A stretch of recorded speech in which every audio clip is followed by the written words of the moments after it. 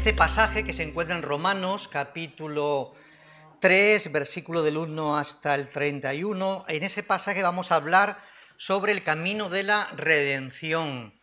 Claro, cuando uno habla del camino de la redención, vamos a hablar sobre lo bueno que es Dios, lo fiel que es Dios, cómo Dios lleva a cabo sus propósitos de salvar al mundo y a los hombres y mujeres.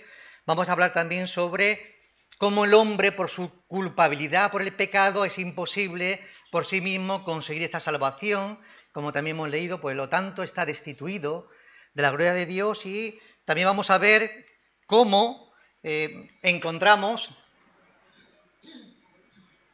Tenéis que ayudarme porque esto no me pasa. Cómo encontramos que Dios nos recibe y lo hace pues mediante la fe en Jesús. Es decir, que si Dios es bueno y Él es fiel a lo que ha prometido llevar a cabo en el mundo, es verdad que el hombre por sí mismo es incapaz, impotente de conseguir que por las obras de la ley, por intentar obedecer a Dios por sí mismo, conseguir lo que Dios quiere darle, que es imposible. Esta es la pequeña introducción que estamos haciendo para el desarrollo. Y por lo tanto, lo que nos encontramos es que en Cristo está la seguridad y que Dios, a través de Cristo y la fe, nos permite disfrutar de esas promesas que Él nos da. Pues tenéis que ayudarme. Pasad a la siguiente, por favor. Mira, el primer pasaje que vamos de nuevo a leer y que, como aparece en pantalla, habla de Dios y que hemos leído ahora mismo, pero que también os invito a que volvamos a leerlo. Lo leemos en el capítulo 3 del 1 al 8. Seguidme la lectura. Dice Pablo: ¿qué ventaja tiene, pues, el judío, o de qué aprovecha la circuncisión? Mucho, en todas maneras. Primero, ciertamente, que les ha sido confiada la palabra de Dios, pues que si algunos de ellos han sido incrédulos, ¿su incredulidad habrá hecho nula la fidelidad de Dios? De ninguna manera. Antes bien sea Dios veraz y todo hombre mentiroso, como está escrito, para que seas justificado en tus palabras y venzas cuando fueres juzgado. Y si nuestra injusticia hace resaltar la justicia de Dios, ¿qué diremos? ¿Será injusto Dios que da castigo? Hablo como hombre. En ninguna manera. De otro modo, ¿cómo juzgaría Dios al mundo? Pero si por mi mentira la verdad de Dios abundó para su gloria, ¿por qué aún soy juzgado como pecador? ¿Y por qué no decir, como se nos calumnia y como algunos cuya condenación es justa afirman que nosotros decimos, hagamos males para que venzan bienes? Que Dios en esta mañana siga bendiciendo su palabra y nos siga ayudando a comprender este texto y esta palabra de Romanos, que como bien sabéis, cuando Pablo escribe, tiene como referencia que, por un lado, está escribiendo de la iglesia de la iglesia en Corinto, y como bien sabéis, hemos hecho mención, y a colación también viene ahora, la iglesia de Corinto, una iglesia que se pavoneaba, una iglesia que presumía de muchos dones, pero había muchos pecados. Todos los pecados que puedas encontrar están en la iglesia de los corintios, pero como en todas las iglesias. Entonces Pablo, cuando escribe de esta iglesia, ve aquel contexto y está escribiendo, ¿verdad?, desde este lugar, este espacio, pero lo está escribiendo a creyentes. Este mensaje parecía que puede ser un mensaje para incrédulos, pero es que está escribiendo a la iglesia que está en Roma. ¿Quién hay en Roma? Hay creyentes que proceden del judaísmo, por tanto se creen superiores a los demás, y hay creyentes que proceden del paganismo. Y aunque me adelante a deciros esto, me gusta esta reflexión que hice en relación a esto. Repito esa idea, ¿verdad? En Roma, donde está escribiendo Pablo, hay creyentes que proceden del judaísmo, es decir, se creen mejores que nadie, y hay creyentes que proceden del paganismo. Y una aplicación que me hace pensar en esto es que a veces puede ocurrir lo siguiente, escuchen bien. En iglesias grandes, nosotros no, porque somos poquitos. O también, en iglesias grandes hay quienes se pueden creer, aquellos creyentes que proceden de familias de creyentes, de familias de toda la vida de la iglesia, que no han cometido muchos males, no muchos males, a diferencia de aquellos creyentes que nunca han sido creyentes, que nunca han estado en la iglesia, que han hecho muchos males, que han cometido muchas injusticias, y algunos pueden sentirse como mucho más santos. Yo soy más santo, yo tengo pedigrí, ¿se entiende esta expresión? Y tú que vienes del mundo, ¿te das cuenta? Por ahí van un poco los tiros. Aunque yo hubiese también otra aplicación más amplia, que es la que me gusta a mí, pero esa primera observación a mí me llama la atención y quería también compartirla con vosotros. Este texto que se ha leído, que estamos meditando, esta carta doctrinal de Pablo, difícilmente entenderla, hay que emplear una lectura detenida, hay que leerla en varias versiones. Yo intento ahora, de una manera mucho más coloquial, compartirla con vosotros y hacer algunos énfasis en algunos de esos puntos, ¿verdad? Mirad, Pablo de nuevo está hablando con un interlocutor que se ha imaginado, es un recurso lingüístico que tiene él. Pero es que ese interlocutor es un judío. Está hablando con él, ¿verdad? Y estos versículos, versículo 1 y 2 que hemos leído, nos habla de que dice Pablo al interlocutor, ¿qué crees tú? ¿Que por ser judío tiene alguna ventaja? Claro, la aplicación ¿cuál es? ¿Qué crees tú? ¿Que por ser cristiano tiene alguna ventaja? Claro, cuando uno lee el texto detenidamente, se repite una y otra vez, de ninguna manera, lo hemos leído hasta 4 veces, de ninguna manera. Sin embargo, aquí lo que dice Pablo es, de todas maneras, sí tiene ventaja. Parece contradictorio. Sí tiene ventaja, es decir, el que uno sea cristiano, sea judío, dice Pablo que sí tiene ventaja. Dice, y mucha. Y uno se pregunta, pero no, ¿a qué se está refiriendo aquí Pablo ahora? Claro, es que el pueblo de Israel es el pueblo que ha recibido la revelación de Dios. Ojo, es el pueblo que ha recibido la palabra de Dios a través de Moisés, ¿verdad? Es el pueblo que comenzó Dios a través de Abraham, Isaac, esa historia la sabemos ya, Jacob, con Moisés, con la liberación, la revelación que Dios se manifestó con poder y gloria. Ahí lo tenemos. Por lo tanto, ¿tenía Israel favores de Dios? Claro. Tenían la palabra de Dios y tenía también el conocimiento de la existencia del único Dios verdadero. Eran los favores que tenían ellos. Porque a los demás pueblos Dios no se había revelado así. ¿Verdad que tiene todos los sentidos? Ahora viene aquí lo malo. Estos medios de gracia, es decir, el que Dios se haya revelado con poder y gloria al pueblo, y el que ellos conociesen que el único Dios verdadero, porque los demás son ídolos. Estos medios de gracia fueron inútiles para la conversión de muchos judíos. Qué cosa más lamentable, ¿verdad? ¿Se convirtieron algunos judíos? Claro, pero la gran mayoría de judíos hasta el día de hoy siguen sin reconocer que Jesús es Dios hecho hombre. ¿Veis lo que está pasando? ¿Y nosotros? Estamos en la misma situación que ellos. Dios se te ha revelado en Jesús.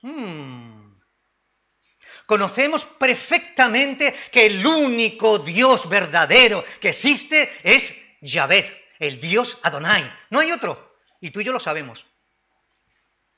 Conocemos perfectamente los planes de Dios para el mundo. Salvarlo, redimirlo. Pero si no obedecemos a Dios, se agrava sobre nosotros nuestra culpabilidad. Y eso lo he dicho más de una vez, y ahí me detengo porque es interesante eso, aunque lo sabemos, pero tenemos que recordarlo. ¿Quién es más pecador? ¿El que tiene conocimiento o el que no tiene conocimiento? ¿Quién es más culpable? El que tiene conocimiento. ¿Ves? El que no tiene conocimiento es que yo no sabía. Aunque ya hemos leído en el capítulo 2 que Dios va a juzgar a todo el mundo a través de Jesucristo, para algunos juzga por la revelación que ha recibido, y a otros juzga porque Dios, lo dijimos el domingo pasado, ha colocado en el corazón eternidad. Dios ha colocado en el corazón de cada hombre la imagen de Dios, y cada hombre sabe lo que está bien y lo que está mal, así que Dios te va a juzgar por eso, ¿veis? No se escapa nadie. ¿Qué ocurre entonces en estos textos? Versículo 3, ¿qué ocurre entonces? ¿Qué pasa con los llamados cristianos nominales? Amigo, aquí hemos topado ya con algo. ¿Qué pasa con aquellos cristianos que son nominales? Recordad que cuando hablamos de cristianos nominales, ¿a qué nos estamos refiriendo? Gente que va a la iglesia, gente que se han bautizado, gente que intenta observar la palabra de Dios, gente, pero realmente no ha habido una conversión sincera. Son los cristianos nominales, igual que los judíos. ¿Qué pasa con ellos? Eliminará que estos cristianos nominales que viven en la iglesia y están en medio de la iglesia, ¿eliminará esto la fidelidad de Dios? Eso es lo que está preguntando aquí Pablo, a ese interlocutor. ¿Habrá cristiano que no haga caso a la palabra de Dios? ¿Y esto significará que Dios dejará de cumplir lo que ha dicho? De ninguna manera, es lo que dice Pablo, de ninguna manera. Aunque haya cristiano que está asistiendo a la iglesia, pero que no son verdaderos hijos de Dios porque no, su corazón sigue estando duro, no por eso Dios va a dejar de seguir llevando el plan de salvación y salvando al mundo. Eso es lo que está diciendo aquí Pablo, ¿veis? Versículo 4, de ninguna manera. Claro, existe un axioma, yo digo axioma, que no es realmente un axioma, pero es un axioma para nosotros, es decir, algo que tú y yo lo aceptamos. Dios es veraz y todo hombre es mentiroso. ¿Cómo? Pablo, tú me estás diciendo que Dios es veraz y todo hombre es mentiroso, pero tú no eras un creyente, querido Pablo. Tú eras Saulo, que lo dijimos. Era un hombre religioso, celoso de Dios, pero totalmente lejos de Dios. Y ahora cuando te has convertido en un Pablo, en camino de Damasco, también estás diciendo que Dios es veraz y todo hombre es mentiroso. Claro, de eso está tratando todo esto y lo estamos explicando, ¿verdad? Aunque todos los hombres mientan, Dios lleva a cabo sus planes porque siempre dice la verdad. Es que Dios nunca miente. En un juicio, dice Pablo, en un juicio Dios siempre ganará el pleito y se reconocerá que Dios es siempre veraz. ¿Por qué? Porque es lo que va a ocurrir siempre. Claro, todo lo malo que hay en el mundo, las acciones injustas, los crímenes, los abusos, etcétera, recibirá de Dios retribución justa, es lo que está diciendo Pablo. Diremos entonces, versículo 5, qué malo es Dios. Bueno, algunos lo dicen, ¿verdad? Qué injusto es Dios, algunos lo dicen. De ninguna manera, dice Pablo, hablando con ese interlocutor. Es decir, que quien esté escuchando esta conversación, de ninguna manera va a ser Dios injusto. Versículo 6, Dios es justo. Él sabe distinguir entre los justos, es decir, los que creen, y los injustos, es decir, los incrédulos, pero nosotros no sabemos distinguirlos. Versículos 7 y 8, dice Pablo, si a alguno se le pasase por la cabeza, interesante comienzo, dice Pablo aquí ahora, si a alguno se le pasase por la cabeza pensar que no merezco la ira de Dios, porque contribuyen mis mentiras, mis pecados, a realzar la verdad de Dios con mayor claridad. Por lo tanto, si mis pecados y mis desviaciones realza que yo soy totalmente un pecador depravado y Dios es justo y bueno, hombre, por favor, Señor, que tu ira no recaiga sobre mí. Eso es lo que está diciendo Pablo a este interlocutor, ¿verdad? Entonces sigue diciendo Pablo, la conclusión que podría llegar a otras personas sería, vamos a provocar, vamos a hacer muchos males para que en el mundo estos males se pueda ver qué bueno es Dios y qué malos somos nosotros. Esto no es cierto. Dice Pablo que esto es errar. Quien piense así está errando la verdad. Eso es lo que dice Pablo. Pablo está enseñando que Dios es justo y que tomará medidas contra las injusticias de los seres humanos. Esa afirmación me gusta mucho porque en nuestro lenguaje coloquial solemos siempre decirlo. Dios ama a los pecadores, a todos, pero aborrece lo que hacen, a todos. Pero ama a los pecadores, a todos, pero aborrece lo que hacen, con todos. Las personas condenadas no son injustamente condenadas, como algunos pueden pensar. Ellos han rechazado que Dios es la fuente de la verdad y que en su palabra está la guía verdadera. Hermanos, la siguiente, por favor. Eso es. Hermanos, hay una gran distancia, como sabemos, entre Dios y nosotros. Hermanos, hay personas que son capaces, bueno, a veces lo piensan y lo hacen, ¿no? En un sentido figurado, pero para que lo entendamos. Hay personas que quieren colocar en el banquillo de los acusados a Dios. ¿Sabéis por qué? ¿Por qué Dios permite tantos males? ¿Por qué se me ha muerto este niño tan pequeñito? ¿Veis? Y cosas como... O sea, lo ponen en el banquillo de los acusados. Dios es el que permite y el que ocasiona todos los males que hay en el mundo. Y no reconocen estas personas que en el banquillo de los acusados quien está es el hombre. Es el que está, no está Dios, está el hombre. Está el hombre por sus maldades y por sus iniquidades.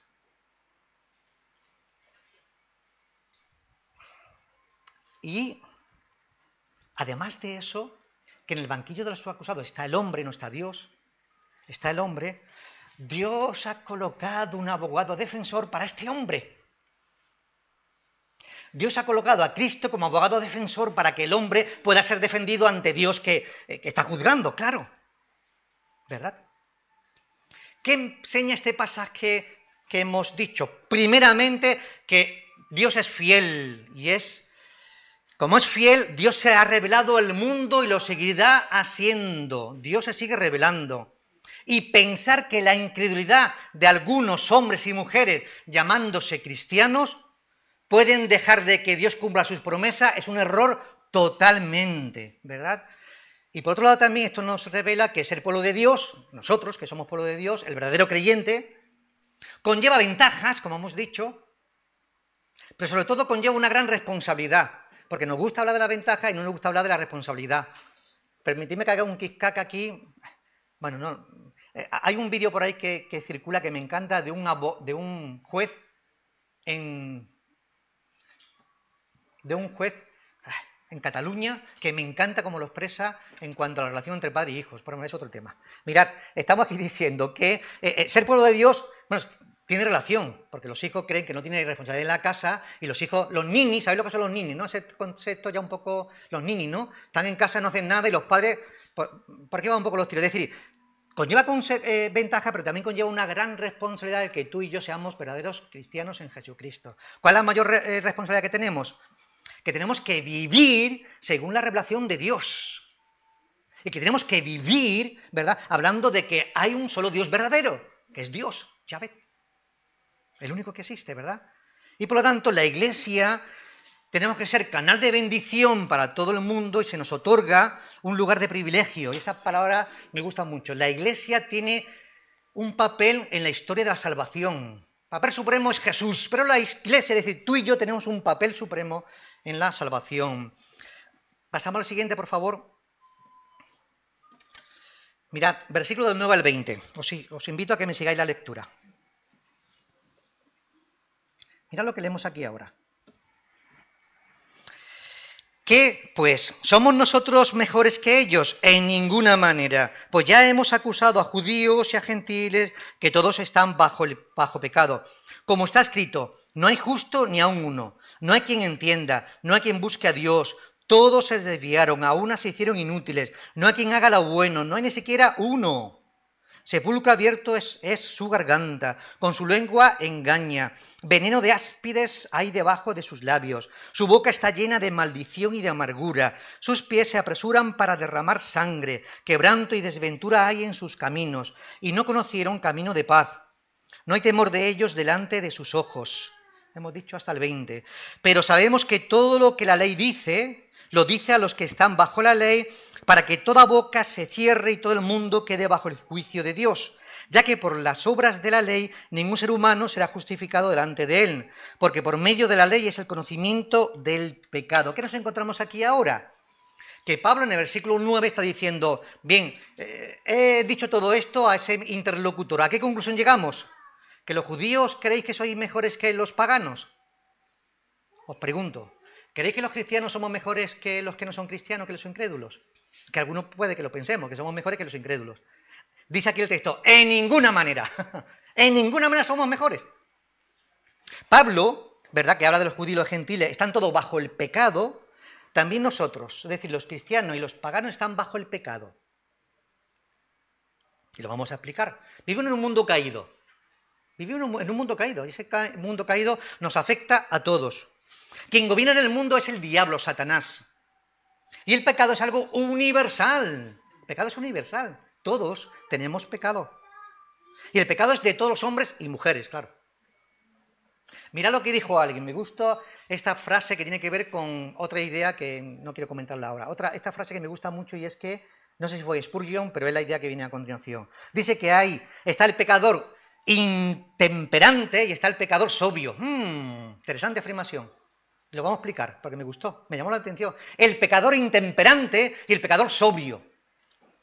¿Quién es el pecador intemperante? Pues aquel que con desenfreno y sin moderación peca y no le importa pecar, no le importa. Pero el pecador sobrio es el que se contiene, el que se contrae, el que no es con desenfreno, el que lucha con su pecado. el cristiano está luchando constantemente con sus pecados, ¿verdad que sí? Como vamos a ver ahora los pecados que vienen a continuación. Estamos luchando. Es el pecador sobrio. Pero pecador, seguimos siendo pecadores. Seguimos siendo pecadores. Dice Pablo, todos se desviaron a una, se hicieron inútiles. Es decir, todos estamos en el camino, ¿verdad? Versículos 10 y 12. Todos, aquí está, perdón. Y de verdad creemos que somos gente buena, decimos nosotros. Si bueno no hay ni siquiera uno. Pablo dice en el 10:12, ¿verdad? Describe, no hay justo, ni hay uno. Pero él no era justo, no había sido justificado. No hay quien entienda, no hay quien busque a Dios. Pero Pablo, ¿tú no estabas buscando a Dios? Todos se desviaron a una, se hicieron inútiles. No hay quien haga lo bueno, no hay ni siquiera uno. ¿Tampoco tú, Pablo?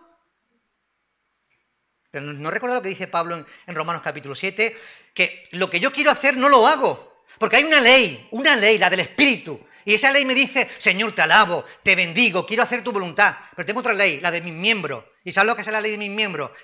Peco, y lucho. Romanos capítulo 7, leedlo. ¿Veis lo que está diciendo Pablo? De eso estamos hablando. Del 3 al 18. Continúa describiendo, en definitiva, el estado actual del hombre. Es el diagnóstico, ¿verdad? El hombre está enfermo. Es como un cáncer que comienza en un órgano y termina con todo el cuerpo. Es el panorama desolador de los hombres. Pero en Cristo tenemos, en Cristo es como si fuese nuestro medicamento que nos ha dado, ¿verdad? Entonces ahí ya no vamos a morir, no vamos a separarnos de Dios con este medicamento que se llama Jesucristo. Claro, cuando Pablo habla, ¿dónde está él? Esto lo comentábamos antes, ¿verdad? Esta verdad, ¿para quién eran?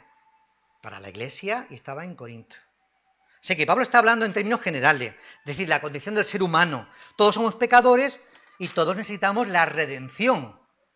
Nadie podrá negarnos lo siguiente, escuchen bien, que los pecadores redimidos aún conservamos algunas actitudes que a veces sale ese hombre interior que no queremos pero que sale, ¿verdad?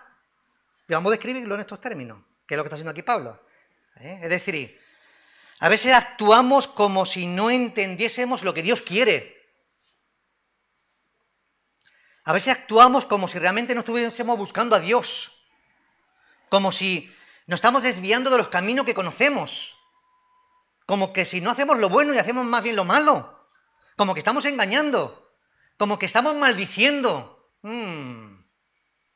Como que estamos asesinando. Y aquí hago una parada. Porque me llamó esta expresión. Yo soy muy bueno, yo no asesino a nadie. Quizá alguna palabra que se me escape, alguna maldición que diga porque se me escapa, pero asesinar. Pero recordad lo que dice Jesús en el Nuevo Testamento. ¿Qué dice Jesús cuando habla de los 10 mandamientos, habla de aquello que dice la ley? Bueno, si tú con tu lengua, ¿verdad? Y con tu boca, ¿cómo dice el texto? Ya se me ha ido. Pero recordad que hay algo así como que, es decir, que hay gente que asesina nada más que hablando. Hay gente que asesina nada más que hablando. Hay gente que vive sin temor de Dios. Concluye Pablo 19 y 20, diciendo que la ley de Dios viene a decirnos que no somos tan buenos como creíamos. Eso es lo que viene a decir la palabra de Dios. Que nadie lo es, que nadie puede serlo. Que la ley de Dios nos dice que estamos condenados, que somos culpables y que el hombre es un ser depravado. Eso es lo que nos dice la ley. Mirad lo que termina Pablo diciendo. Obedeciendo todo mandamiento, ¿serás justificado, redimido y salvado? Te equivocas. Nadie es justificado por obedecer los mandamientos de Dios. Eso no justifica. Pablo dice que el justificado delante de Dios es el que no lo ha obtenido por medio de la ley. Porque la ley solamente te demuestra lo pecador que eres y la ley te hace tomar conciencia de tu verdad y de tu pecado. Y esto es para nosotros. Bueno, es todo para nosotros, pero también esto. Si somos sinceros, vamos a comprender lo que viene a continuación. Mirad, si somos sinceros con nosotros mismos, descubrimos nuestra arrogancia y nuestra autosuficiencia. Hoy nos creemos mejores que los que están en la calle. Hoy nos creemos mejores que los incrédulos. Arrastramos una arrogancia, como los judíos, arrastramos una arrogancia y una autosuficiencia religiosa que no podemos tirar de ella. Siguiente, por favor, PowerPoint. Esta será como la aplicación. Siguiente. ¿Qué está diciendo Pablo, por lo tanto, en estos versículos del 9 al 20? Que nos está enseñando que todos estamos bajo el pecado, que todos somos culpables delante de Dios y que el pecado es algo universal. Nadie se escapa del pecado, ni de los efectos del pecado. Que la naturaleza pecaminosa afecta desde la lengua hasta los pies, o desde la cabeza hasta el último pelo hasta los pies. El hombre queda totalmente afectado por el pecado. Incapacitado está todo hombre y toda mujer de cumplir perfectamente la ley de Dios. Para ser justificado por las obras es imposible, porque la ley revela a nosotros la conciencia de que somos pecadores y que necesitamos la ayuda de un Salvador.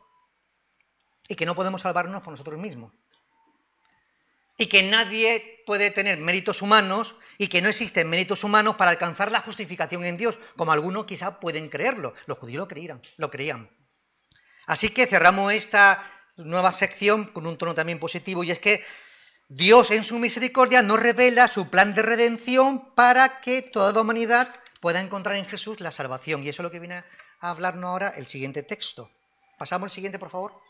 Vamos a leer del 21 al 31. 21.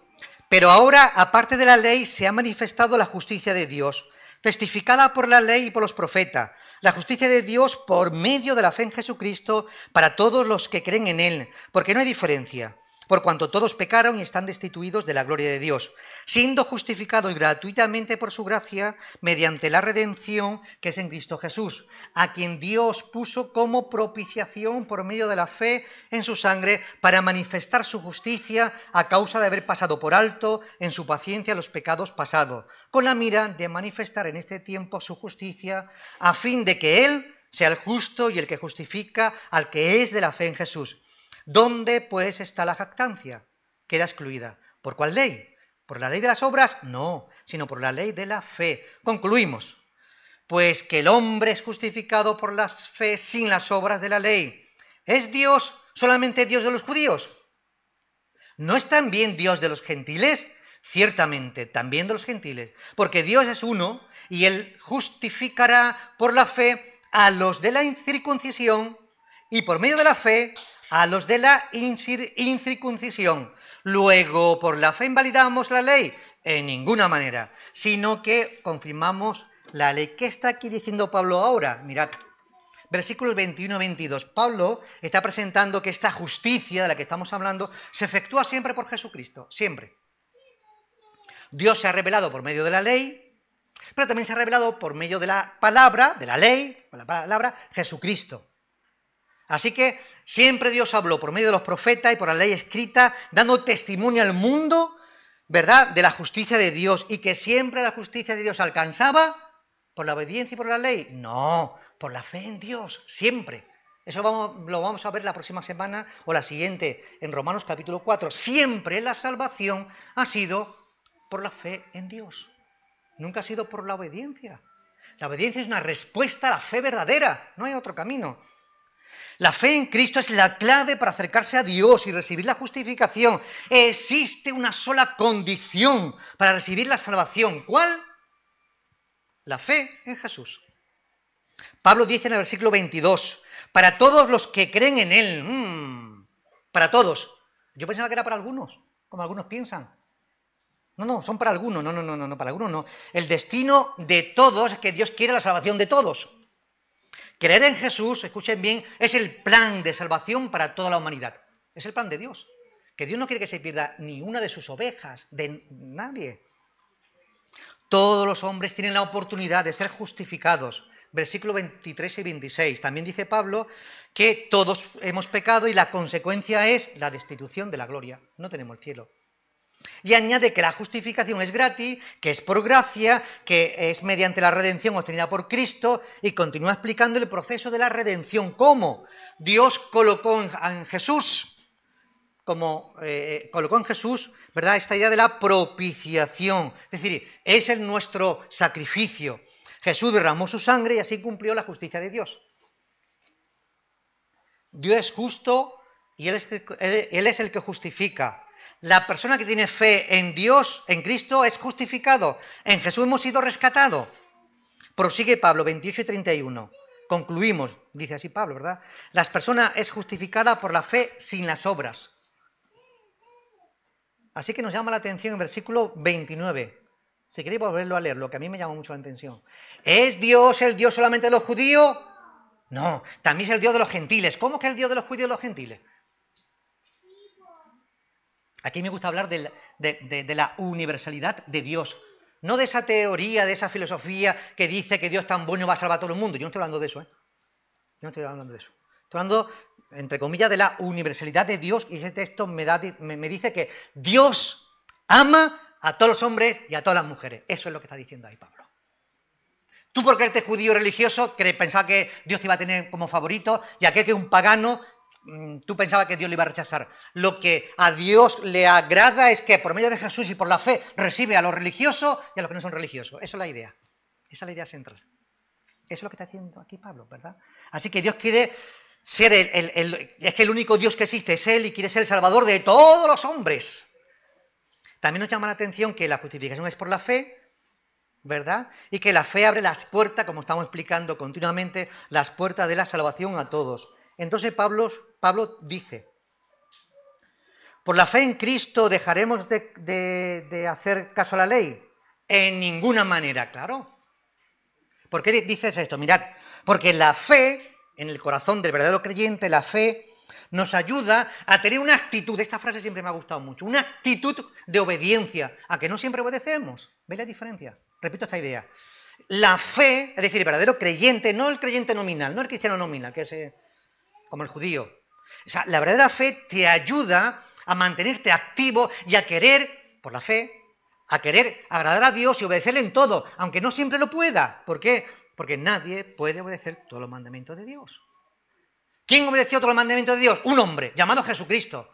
Y siempre me viene a la mente Santiago cuando dice aquel famoso texto, siempre me viene a la mente, a aquel que sabe hacer lo bueno y no lo hace, le es pecado. Bueno, entonces, es que nunca estamos libres del pecado, hermano. Nadie se puede librar del pecado. ¿Veis cómo estamos en esta condición todos? Última. Y termino. Gracias, la última. Mirad. Aquí termino con esto ya. Hermanos,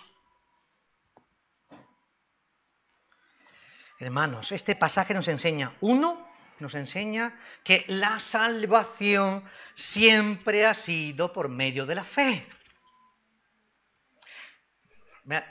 Un pelín para el próximo domingo. Abraham, ¿por qué fue justificado? Por la fe, dice Hebreos capítulo 11. Algunos piensan que Abraham fue justificado porque era muy bueno, porque obedeció a Dios, porque salió de la tierra que Dios le había dicho. Claro, pero era una respuesta de fe al Dios verdadero. Dice el texto que Abraham salió sin saber dónde iba. Esa es la fe. La fe es, Hebreos capítulo 11, versículo 1, ¿qué es la fe? Si alguien se acuerda. Perdón. Eso es, la fe es la certeza de lo que se espera. Abraham tenía certeza de lo que se esperaba, aunque no lo había visto. Dejar su familia, dejar su tierra, dejar su cultura, dejar su idolatría, y le dice Dios, a un idólatra, déjalo todo y vente a una tierra que yo te prometí. ¿Esa tierra dónde será? Y todos sabéis la historia, ¿verdad? Pero eso fue por fe, porque creyó lo que Dios le dijo y fue justificado por la fe. Aunque en el camino de la fe cometió algunos errores, como todos sabéis, Ismael y historia que están ahí en el Antiguo Testamento, ¿verdad? Entonces, repito esta idea, ¿verdad? Este último pasaje de que nos habla, la salvación siempre ha sido por la fe en Dios, y en este caso ahora por la fe en Jesús. Segunda idea, ¿verdad? La salvación es un regalo. Es un regalo, nadie no lo podemos ganar. Alguien dice que es que la salvación se gana o se pierde. La salvación ni se gana ni se pierde. El único que ha ganado la salvación se llama Jesucristo. Y tú ni la ganas ni la pierdes. Tú la obtienes por la fe. Pero si no tienes fe, pues nunca la tendrás. Que siempre me viene a la mente esa... Pastores que estaba en la iglesia, era pastor, era diácono, predicaba muy bien, y ahora es un borracho. Entonces, ¿era creyente o no era creyente? aquí me está diciendo que yo no juzgue a nadie. El que es creyente, es que hay una doctrina nuestra, que es la que creemos. ¿Sabéis lo que significa la perseverancia de los santos? ¿Sabes lo que significa la perseverancia de los santos? Pues está dentro de nuestra confesión de fe. ¿Sabes lo que significa la perseverancia de los santos? Que el que es de Dios lo seguirá siendo siempre. Pero el que no es de Dios puede tener una capa, puede estar aquí en medio de nosotros, nos puede engañar, pero el que es de Dios siempre será siempre de Dios. Y tercera idea y termino, la salvación es para todos los que creen. No solamente para aquellos que se creen religiosos, ni evangélicos, ni protestantes, ni católicos. ¿Veis lo que estoy diciendo? La fe es para todos los que tienen fe en Jesucristo, en el Señor. Y no es tan importante el trasfondo social donde uno proceda, ¿verdad? Ni de donde uno, o la religión que haya practicado, sino que es importante que todos podemos encontrar en Jesús, ¿verdad? Por fe y arrepentimiento la salvación. Que Dios en esta mañana nos bendiga a todos. Amén.